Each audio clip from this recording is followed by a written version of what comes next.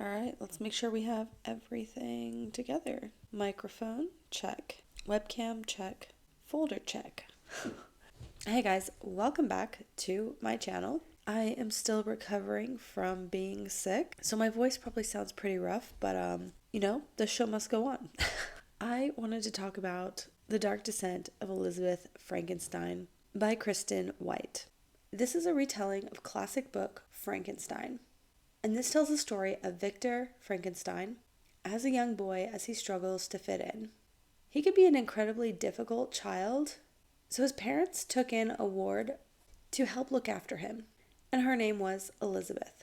Elizabeth was desperate to make the Frankensteins happy and become invaluable for fear of being sent away. So she made Victor her top priority. She and Victor became extremely close. Victor was an odd child. He was prone to getting very angry, especially when he didn't get things that he wanted, and he'd be prone to fits. So Elizabeth grew to understand him and know his tells, understand his moods, and was really the only one that was able to get through to him and calm him down.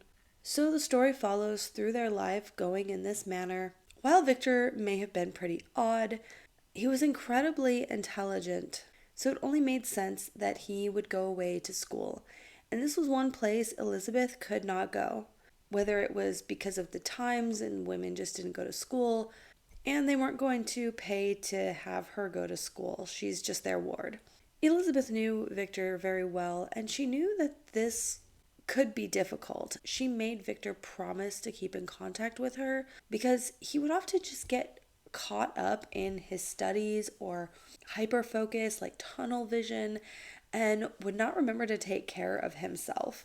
And I feel like anyone who has like a passion or something they really love to do or a job that they enjoy, we all kind of know what that's like, to get so sucked in that I will forget to take care of myself sometimes too. Like, I'll forget that I'm even hungry throughout the day when I get really working and focused on something.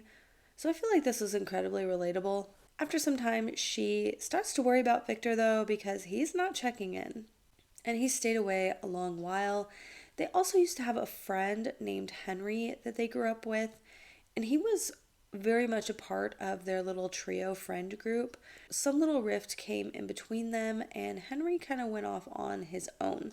When Elizabeth started to get worried about Victor because he hadn't been home in a while, she reached out to Henry to please go check on Victor. So time passed and she didn't hear back from Henry either. So she really starts to get worried. So she decides to go on an adventure and go find him. So she does manage to get permission to venture off. I don't know if she exactly got permission. And it is quite the adventure because she couldn't find him anywhere. She had to ask around. She had to trace back to all these different places. So Elizabeth winds up at this bookstore where the owner's name is Mary. And I really like her curious character. She's really funny. And I choose to believe that this is a complete nod to the author Mary Shelley. She insists on accompanying Elizabeth and getting to know her most mysterious patron who orders the strangest, most odd, off-the-wall books.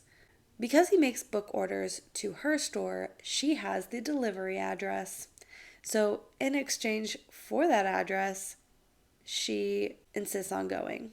And I really like her character because she's like, oh, I'm always stuck in the bookstore. It's not often that I get to go on a real adventure myself. And she just loves literature and everything. So anyway, very cool character. This book completely blew me away.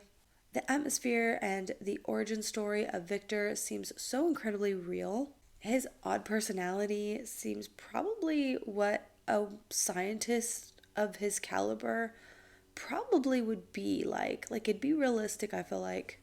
And he clings to Elizabeth.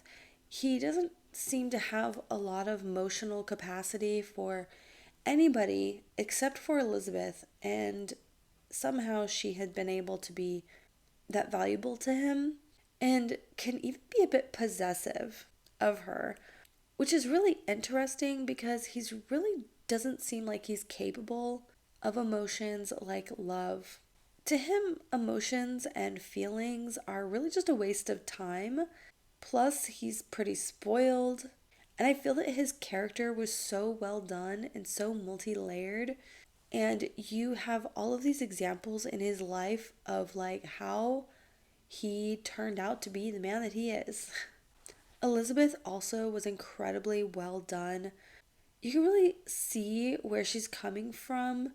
Her fears are rational, and you can empathize with how exactly her presence and influence kind of enabled Victor. Her character as well had so much believable characterization, fully layered and flushed out. This book did a lot in 300 pages. It completely sucked me in. It held my attention the entire time. The pacing I felt was really nice. Like, it kind of moved slow like a classic, but it increased in that tension, and you get little snippets gradually up until the end, and the end wasn't so insane.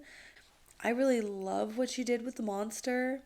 That was also a really incredible, fun mystery to unfold. There's a part of that I was able to guess ahead of time, but I wasn't 100% sure. It doesn't change the enjoyment or the creepiness of it at all. In the original Frankenstein, when the monster arises, he decides to seek revenge. So in this book, you know what's stalking them. Like, you already know the story, right? So you're pretty sure that you know what is stalking them in the night.